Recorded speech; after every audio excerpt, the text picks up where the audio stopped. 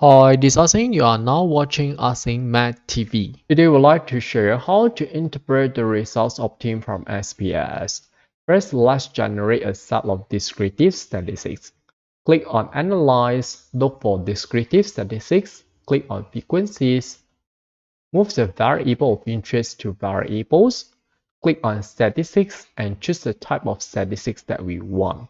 If we need a particular percentile, we can check on the percentile and we add manually. For example, 73.6. Click on Add. Click on Continue and click on OK, and we should obtain the statistics that we want. If you want to study the distribution by gentle, click on Analyze, click on Descriptive Statistics, click on Explore. Move the gentle to factor list. Move the variable of interest to dependent list. Check only statistics. Click on OK and we should obtain the statistics by gentle. And now we can proceed to the interpretation. For the mean, we know that mean is simply the arithmetic average of the data set, which means that we can say that the average height of 1,000 participants in the survey is 164.82 cm. And for the median, we know that median is also known as the 15th percentile or the second quartile, which means that the data set being cut into two equal halves. In other words, there are 50% of the data for before the median and the other 50% for after the median. So we can say that 50% of the participants are having heights at most 164 cm and the other 50% of the participants are having heights at least 164 cm. For mode, which is more frequently occurring value, we can say that the most common height among the participants is 159 cm. Or we can say that most of the participants are 159 cm tall. For quartiles or percentiles, we can make use of the similar way in interpreting the median. For example, the first quartile or the 25th percentile, we know that 25% of them fall on the left, while 75% of them fall on the right. We know that for left stand for less than, and for right stand for more than, which means that we can say that 25% of the participants are having heights less than or equal to 158 cm, and the rest, which is 75% of the participants, are having heights at least, or we can say that more than or equal to 158 cm. And so for the 10 percentile, by using the similar idea, we have 10% of the participants are having heights at most 155 cm, and the rest are having heights at least 155 cm.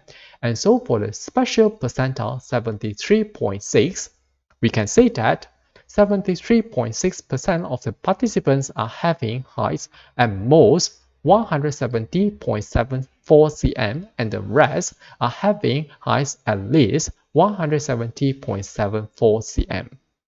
Now let's proceed to measures of dispersion. For range, it's simply the distance between the smallest and the largest, which means that we can say that the overall dispersion of the heights of 1,000 participants in the survey is 49 cm.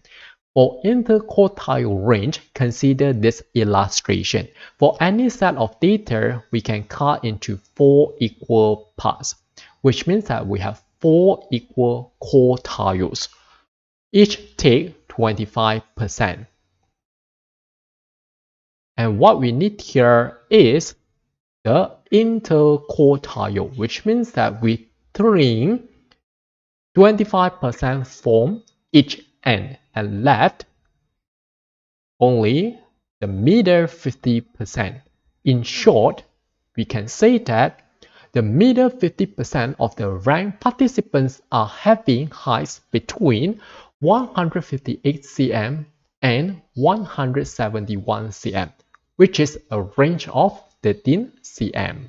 Next, we have semi-interquartile range. As the name stated, semi stands for half, which means that it shows the half length of the interquartile range. In other words, it's the average spread of the middle 50% of the data set. For the standard deviation and variance, as we know, the higher the value, the more variable is the data set. However, without a benchmark, it's very difficult for us to judge whether the value is considered high or low. If you want to compare the variability between two or more distributions, the standard deviation is not comparable if the mean values are different. What we can use here is the coefficient of variation. As we can see, the coefficient of variation that computed under the male is slightly higher as compared to the female, which means that we can say that the distribution of the heights for the males is slightly more variable than that of the females. However, this is debatable since the numbers are approximately equal, which means that we can also say that the distribution of the heights for the males is having approximately the same level of variability as compared to the females.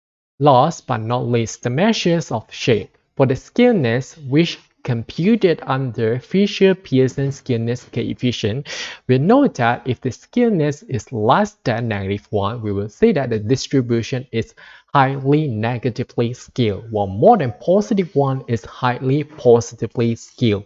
If fall within the range given in part 2, we will say that it's moderately negatively skewed or moderately positively skewed respectively. And for the range in part 3, we will say that it's approximately symmetric. As we can see, the value computed fall under the range in part 3. So which means that we can say that the distribution of the heights of 1,000 participants in the survey is approximately symmetric. And for kurtosis, recall that if we have kurtosis that is less than 0, which means that the distribution is platykurtic, which means that the tails are shorter and thinner while the peak is lower and broader as compared to the normal distribution. Consider this illustration if we have this normal distribution. For platykurtic, which means that we will have shape that looks in this way. We have a broader shape as compared to the normal distribution. And for kurtosis that is greater than 0, which means that this is leptokurtic, which means that we have a more concentrated data as compared to the normal distribution, where the peak is sharper and higher as compared to the normal distribution. And for the value that we computed, we can conclude that the distribution of the heights of 1,000 participants in the survey is platykurtic.